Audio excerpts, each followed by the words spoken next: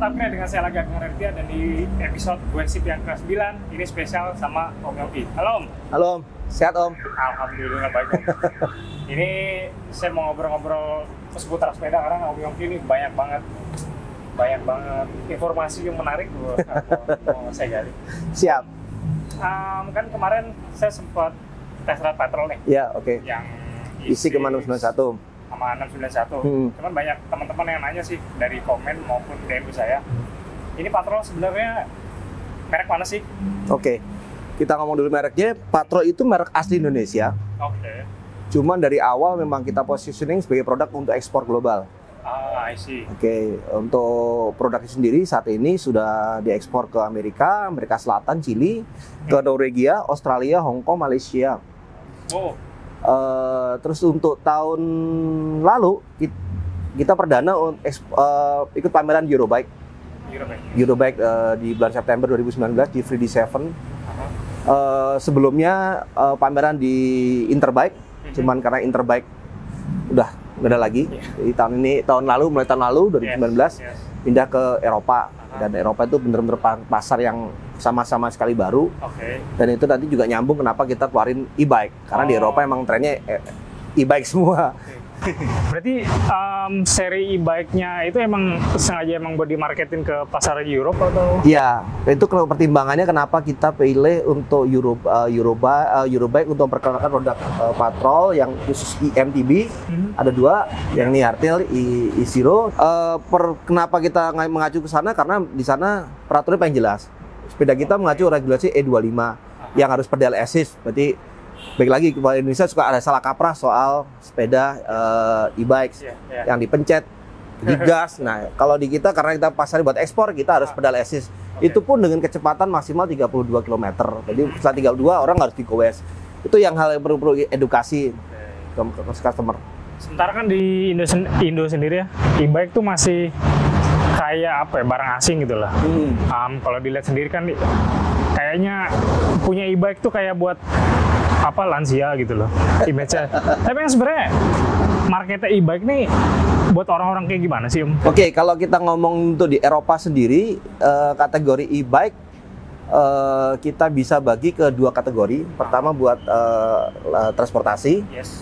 Itu ya rata-rata model hardtail, kadang pakai rigid. Dan mereka butuh sepeda untuk pengganti transportasi ya, karena di sana motor skuter itu bukan moda transportasi utama kayak Indonesia, sehingga orang pilih sepeda. Cuman dalam beberapa kasus kalau jarak tempuh ke kantor lebih dari 20 kilo, nggak semua orang kuat. Sehingga e-bike itu menolong banget. Ini buat moda transportasi. Kedua, buat leisure. Leisure itu buat orang buat orang hobi tapi ya nggak serius lah. Berarti kalau dia cuma weekend doang sepedaan, dia mau main lebih jauh, itu ketolong lah main pakai e-bike, berarti nggak terlalu capek. Ketiga buat sport ya, di sini kita ngomong MTB lah, genrenya MTB. Kenapa di sana boom laku banget? Karena perlu kita ingat, di Eropa banyak tempat yang emang nggak boleh dimasukin oleh kendaraan bermotor. Jadi orang sepedaan kalau mau ke atas gunung, pilihannya mau digowes dari bawah. Kalau ada gondola, nolong banget. Tapi kalau nggak ada gondola ya kadang nggak masuk akal, bercanda orang Swiss kan. Goesnya 4 jam, turunnya cuma 30 menit. Dalam sehari cuma bisa main 2 kali udah ngos-ngosan. Dengan e-bike mereka ketolong, mereka bisa explore lagi tempat yang selama ini nggak bisa diakses. Itu yang nggak ada model kayak loadingan, kayak kalau di sini kan model loadingan tuh, close-pack itu nggak ada kalau di beberapa tempat ada yang resort, mereka ada beberapa yang modelnya resort itu biasanya ada akses buat ke trail bike, tapi itu pun terbatas. Apalagi kalau kita banyak private land yang emang nggak boleh buat kendaraan bermotor, sama kali jalan setapak mereka masih bolehin. Makanya yang boleh lewat hanya orang jalan kaki atau sepeda. Gitu.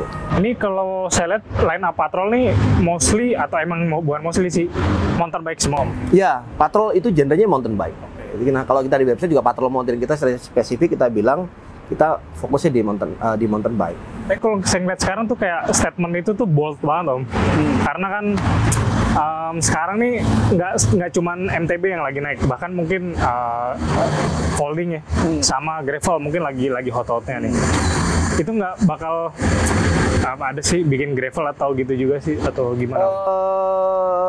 Kalau untuk gravel ya jujur ngomong itu pangsa pasar yang cukup menarik karena tahun lalu booming gravel, apalagi setelah Shimano keluarin GRX ya, 10 dan 11 speed.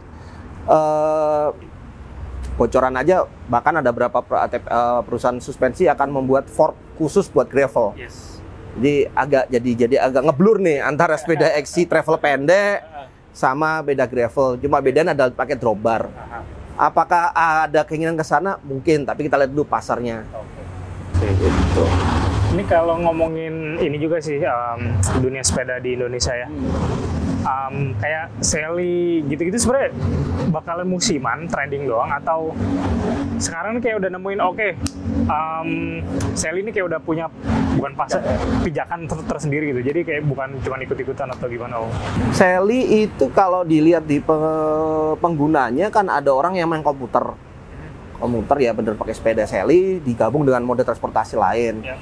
Ya tapi yang anak back to work. Ada juga yang Sally ya cuman iseng maksudnya beli dan harganya nggak terlalu mahal, kemudian gampang dibawa. Kalau ngomong ke depannya, apakah masih ada? Pasti masih ada. Cuma nanti biasanya kalau yang udah main Sally dan setelah era PSBB ya, orang akan rasa dia mau kemana nih? Ini Sally cuman kayak entry point aja. Nanti yang seneng speed akan lari main ke road bike. Yang dia seneng off-road mungkin bisa lari ke gravel atau main ke mountain bike. Sehingga si Sally ini nanti melengkapi. Kalau orang yang ada juga di sini sekarang di Indonesia banyak juga orang yang tadi punya mountain bike, punya road bike, iseng beli Sally buat beliin anaknya, buat istrinya. Tapi makanya si Sally ini nggak menggantikan, menambah iya sih banyak kan sih. N+1 berarti. Ini sempat ini juga sih akhir-akhir ini ya. Saya ngeliat berita di mana aja tuh seorang lagi booming beli sepeda gitu. Dan bahkan ketika sampai di sini nih di Build a Bike Alam Sutra ya, itu ramai banget Om. Kayak Tanah Abang ya. Tanah Abang ya. Dan yang rata-rata emang tadi bolak-balik saya lihat pada beli sepeda lipat sih. Iya. Itu gila banget animonya. Ya itu di berkah tersendiri ya. Karena orang pertama dengan adanya PSBB ini ngerasa dia harus ada satu protokol kesehatan, pakai hand sanitizer, pakai masker, plus olahraga. Ya berkahnya sih orang mau olahraga sepeda. Kalau kita sekarang keluar pagi komplek banyak banget orang sepedaan. Itu sih berkah dari COVID.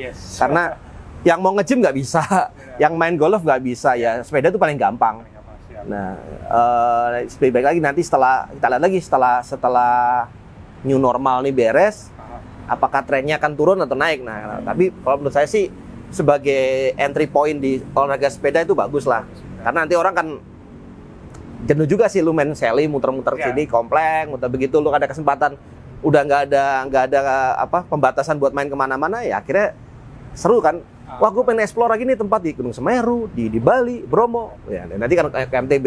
Yang seneng speed, pengen nyoba nih main sepeda ke Bandung. Nah, itu akan lari sana sehingga ya tren Sally akan berapa lama ya setelah PSBB ini beres nanti kita lihat ya. Ini balik lagi ke patrol sendiri sih. Ini kalau mau nyari patrol nih atau mau beli patrol tuh di mana sih Om? Kalau untuk patrol sendiri bisa dibeli di jaringannya Build a Bike. Di Jakarta ada di Alam Sutra, ada di Kelapa Gading, di Pondok Indah, sama di Selipi. Terus untuk di luar Jabodetabek ada juga di Surabaya dan Bali. Tapi kita juga punya toko rekanan, ada di Bogor, ada di Bandung, di Pemalang, ada di Jogja, Solo. Kalau nanti ada daerah yang belum tercover bisa akses ke biocycling.com karena e-commerce udah jalan. Jadi kalau mau beli di sana ada plus dihitungin ongkos kirimnya atau apa sehingga bisa lah. Itu ini ya patrol saat ini full bike aja atau ada nyediain kayak frame set kayak gitu? Ada frame set, tapi memang nggak semua sih.